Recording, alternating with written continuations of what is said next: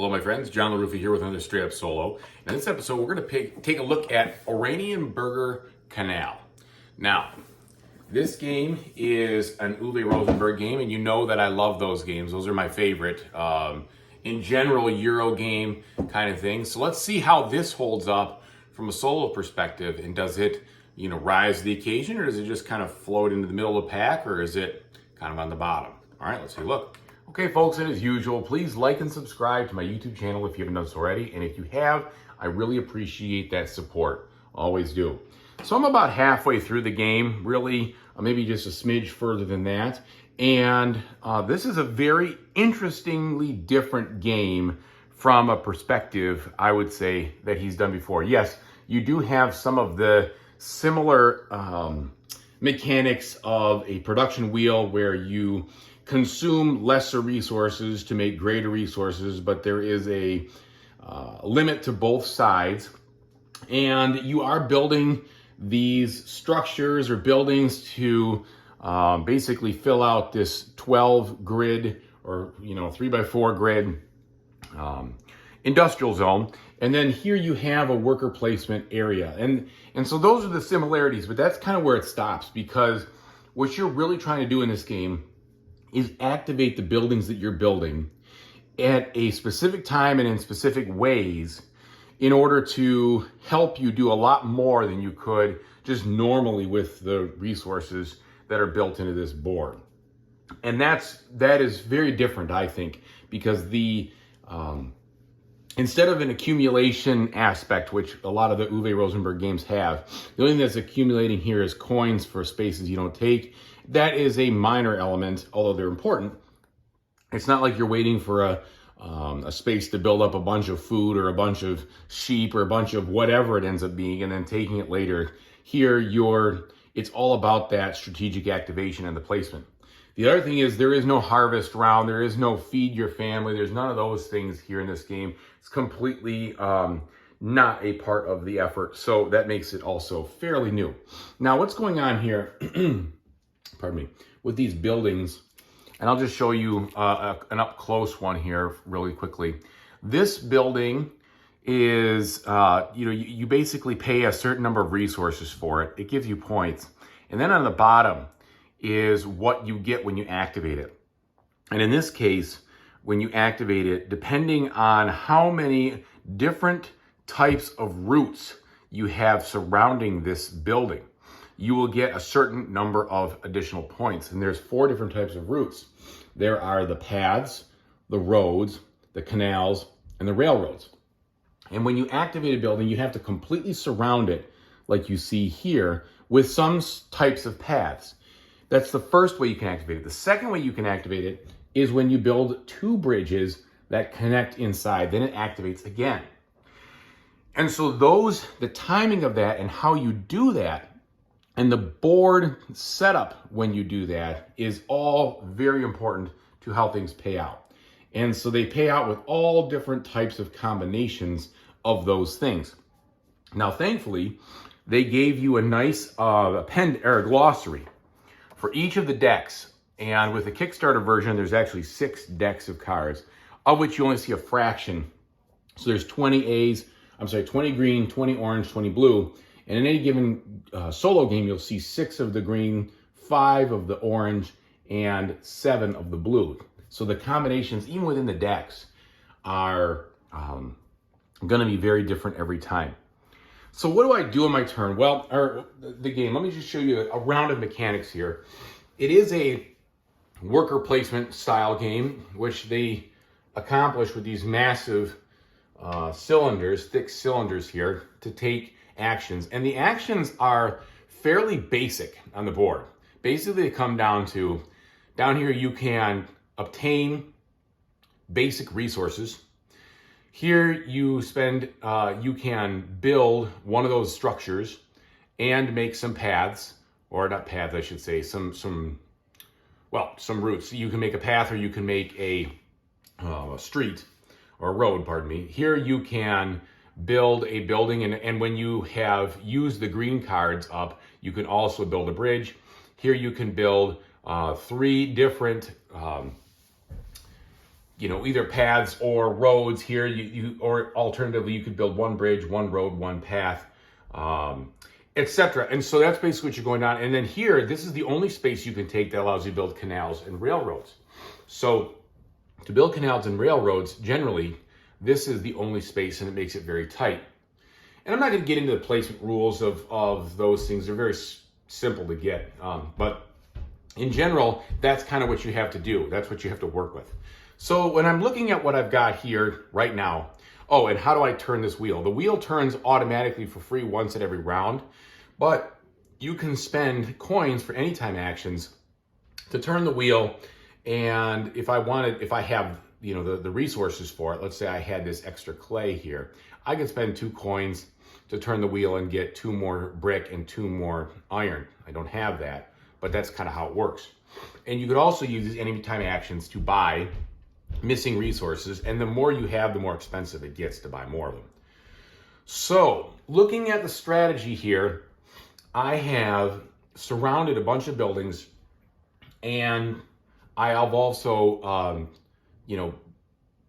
teed this one up and this one up to be able to be activated with one more bridge placement. So I think what I want to do is I'd like to see if I could get this guy out, because it's nice and broad in what you get. You get a bunch of things, and you also get 5 points when you score it. And it doesn't need to have any specific combination of routes, so I can kind of put it anywhere I want. So probably the best thing to do to start this off would be to spend the 1 coin to get that resource right there. And then with that, I can spend 2 coins with an anytime action to do this. So now I have the 2 brick and the 2 iron. I need the 2 brick for here. The first thing I'm going to do is I'm going to take this action to get 4 more clay. All right, because I think that's clay or dirt or gravel or whatever. 1, 2, 3, 4. So that I have enough to build this. Now my second action, I'm going to do this right here. And I'm going to build the estate by spending 2 of those gravel and 2 of the brick and 1 coin. I'm going to go ahead and put it up here because I can surround it with anything. It doesn't matter. And I might as well surround it with cheap stuff. And so here I'm going to go ahead and use some more of that clay to actually build a simple path around it like so. Okay, so I've done that action. I'd like to complete it so it activates, right? And so what else do I have? Because the most you could build in actually in the later rounds, you cannot go where this space is blocked. That's not allowed. And this will move throughout the game. But the most you could build is up to 2 buildings per round. And you can see I got a little behind on it earlier. So I want to try to make sure I can beef that up if at all possible. And looking at the things that are out there, they're kind of expensive. They're very expensive, as a matter of fact. But this one is somewhat doable. Sorry about the elephant parade upstairs. My family likes to do that while I'm recording. Okay, so the fishing boat, as long as I have 1 canal next to it, which I would if I put it over here, then for each canal I have on the board, anywhere. Oh no, it's each canal on the sides. Oh, I get 2 points. So I have to make some canals to make that work a little bit more. But that's okay, because actually I can do that. Watch this. So I'm going to go here, and I can build up to 2. The canals cost 3 to build 1, but then you get more clay because you dug it out of the ground. So I'm going to build a canal over there. And I might as well build 1 more canal. The canals have to stay adjacent. I might as well build 1 more to kind of maximize this effort that I've got going on. So that'll give me even more clay. Now I've got a prepared space here where I can activate this. And so my final one will be to go here, take those coins, and the first thing I'm going to do is build this, but I don't have enough wood, so I'll have to spend 1 for the first wood and 2 for the second wood. I can't reach around the camera here. Okay, now I have 2 wood, I have 1 iron, and oh, no, I don't have the coin. Well, that's frustrating. That is frustrating indeed. Let me see if there's something else I could have done. Could I pull this off in a different way? For instance. I've got an idea. So I can addition build the bridge, right? Well, the bridge costs 1 wood to build a bridge. So let's do that first. Let's build that bridge. All right, well, we're gonna back this up. So let's take let's take the 2 coins back, and I'll have only bought one of those. So 1 wood. Now I take the wood and I make the bridge first because I could do that in addition. So it doesn't mean, as far as I'm concerned, they say this, if there's one thing or another, you can do it in either way. But in addition means I have to do both. It's not alternatively, I think I have to do both at least. All right, so I'm gonna put this over here, and I'm going to activate this building first. The reason I'm doing that is that will give me 4 of this ore here, but most importantly, I'll get 2 coins out of it. And then when I go to build this thing, now I can spend 1, 2, 3 for the wood supply, and I can spend the 2, and the 1 iron, and I can place this right here. And it will immediately activate because it's surrounded, and I get 2 points for each canal that is on the edge of the industry map. So that's 2, 4 points. So I'll get 4 points right there. All right, that is the full round. Now, once the round is over, what you're going to do first is you're going to refill the structures. If I had not built 2 structures, I would discard up to 2 structures. I've already built those, so I will go ahead and put these back here. And you organize these by the number. There's numbers on the outside of these so that the lower numbers discard first, if that happens.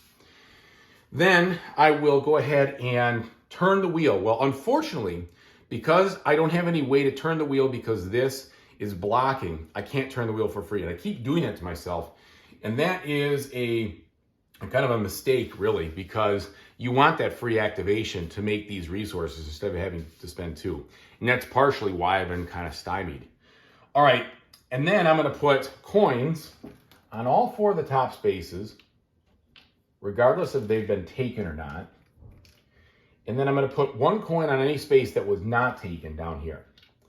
Then you remove the workers, and I slide this disc over, blocking that space and taking away that coin.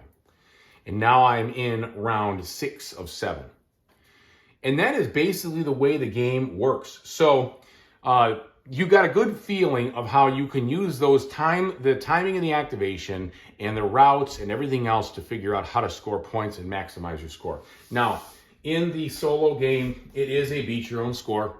And so you have this specific amount of stuff as far as, how well you did. So basically, it looks like it says you are victorious is kind of 120 points or more would be where the win condition is. This is kind of leading up to it. And then 150 would be amazing.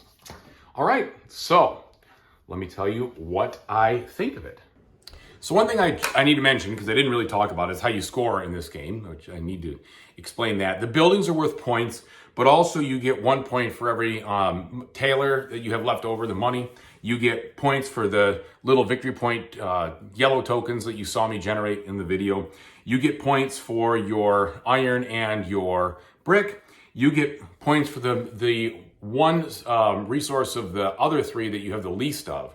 You get points there. And then you also get points for each of your better routes that you built, not the paths, but the roads, the canals, and the railroads. And then finally, you'll get some points, you'll lose points, depending on how many empty spaces that you left at the end of the game. And I believe that's what that last one is. Just make sure it is. Don't want to make a mistake while I'm discussing this. You can also play these in a series, like a 3 solo game. So they have stuff, empty routes, add up the empty routes, subtract. Yeah, that's what I thought. Empty routes, not empty spaces. So that would be spaces, the route spaces that don't have anything in there. So you really want to fill that up. Okay, and so you can also play a campaign where you play 3 games in a row, and they give you specific ways to do that with moving the blocker in different ways and having the cards go a certain place. And then with the campaign, it says that you're trying to get 350 points or more. So that's a way to kind of play that full deck and get a big experience in that regard. All right, so what do I think about this game? First of all, I think this game is a great breath of fresh air into some new mechanics from Uwe Rosenberg. You don't have the polynomial thing. You don't have the harvest and the feed your people thing. You do have a little worker placement, but that's okay. It's the way that happens is different. You're not just getting that, the rise of those things, the spaces. And the production wheel, even though it's been used before, I don't really think that was used extensively recently, so it's been a long time. But the puzzle aspect of these cards and which cards to build and how do I interact with them at the right time to activate them at the right time. And as they come out, you don't see all of them from the beginning, so you can't completely strategize what you're doing, but you can work into the strategy as you go. I think all that is absolutely fantastic. This is a great, great, great offering from a solo perspective from the Rosenberg series, and one that will be with my collection, permanently. There's so much to explore with 6 decks when you have the expansion 1 and expansion 2. I mean, there's just tons and tons and tons to explore. You could play this game a lot before I think you would, run out of those interactions and say, okay, I think I've plumbed the depths here. There's just tons of stuff. And I just think the way the cards are so varied and different, and the different prestige things that they give you and the payouts, etc., are all extremely interesting. The only thing I would say that isn't all that interesting is the actual worker actions that you place on the board. I mean, there's nothing, they're all kind of available for the most part when you start, and there's no real surprises. They're always in that fixed order, and they always give you resources or let you play cards or build routes. That's really it, and bridges. So there's not a lot of interesting things that's there. But given that there's so much going on with the cards, I don't find that is a big deal. It's the worker placement is more like a means to an end versus a massive array of choices like something you get from or at Labora, where you're doing tons of different actions as far as that's concerned. And that's okay. Again, I have lots of other games over here that allow you to do all sorts of different actions. Gotta go this way. With Uwe Rosenberg things. And so this just flips a lot of that on its head, and it really focuses on that 3x4 tableau of buildings, which is really cool. So this gets, big thumbs up from me. I rate this as a 10 out of 10 from a standpoint of games. I don't usually talk about my scores here, but I would say I highly, highly recommend this game to people who like puzzle games, beat your own score, and interesting card combinations as far as, and I should say this, the cards do not combo whatsoever. They're not related to one or the other. What I really mean by that is strategic card placement to activate them at specific times to get the right kind and the best kind of payouts. So that's what I think. Now, the only negative I have about this is that the color scheme is not my favorite. This, mustard yellow look isn't all that attractive, and the green is okay, but I think it's the yellow that kind of puts me off, to be honest. I'm not sure why they went with that, maybe just to distinguish from, something else, but had they done a different color scheme, I would have said there's literally like no flaws in this game. But that's just me. That's just the way it is. I don't mind the hand-drawn look of the background and such. There's really not a lot of artwork in any of these cards, but the cards are chock full of information, so there doesn't really need to be. So it is somewhat abstract. Okay, so I build the structural office, and that does have to do with some of structures, I guess. But, you know, I guess in general, it's just very abstract. Which buildings come out, what I build, it doesn't really matter. It's not like, oh, I'm now developing a mine and I'm developing. It's not like that, right? It's an abstract puzzle, but that's okay. It's a great abstract puzzle. So thanks again for watching. I really appreciate it. If you can find a way to pick up this game, I highly recommend that you do it. And if you didn't like what you saw, you just kind of ho-hum, or you're not a big fan of beat your own score or puzzle games, then avoid it, because there's not anything else here. You're going to have that puzzle to solve every time. And that's what it really comes down to. So thanks so much for watching. I really appreciate it, everybody. Whatever you decide to play in the future, I really hope you have a fantastic time doing it. Take it easy.